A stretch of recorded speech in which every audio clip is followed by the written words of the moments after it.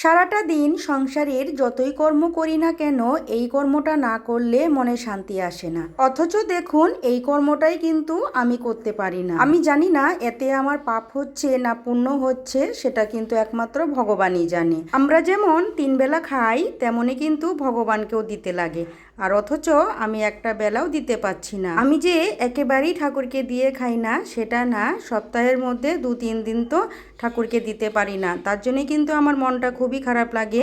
সময়ের অভাবে অনেক কিছুই হয়ে ওঠে না, যেহেতু একা মানুষ আর একা হাতেই সব কিছু সামলাতে হয়।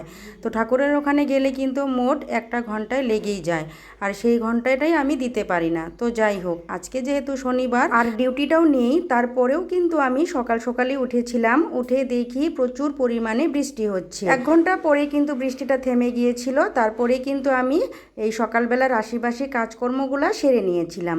কর্মগুলো সেরে নিয়েই স্নান ধ্যান করে পুজো করে ঘরটা গুছিয়ে নিয়ে তারপর চলে এসেছি রান্নাঘরে রান্না করতে।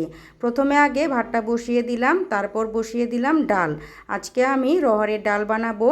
তো এখানে লঙ্কা দিয়ে দিলাম, নুনও দিয়েছি। তো পরিমাণ মতো জল দিয়ে তারপর একটু সাদা তেল দিয়ে দিলাম, যাতে এই ডালটা না ছিটকায়।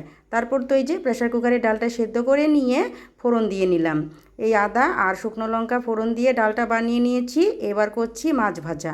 বর্মশাই রুই মাছ নিয়েছে, তো ভাবলাম মাছটা ভাজাই করি। তো কী কী রান্না করেছি চলুন তাহলে দেখে নিই। ভাত হয়ে গিয়েছে, তারপর রুই মাছ ভাজা, করলা ভর্তা, রহড়ের ডাল।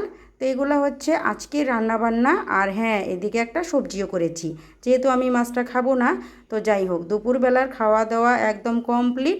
এবার কিন্তু একটু রেস্ট করে, মানে এডিটিংয়ের কাজটা শেষ করে তারপর কিন্তু বিকেলের কাজকর্ম সারতে এসেছি।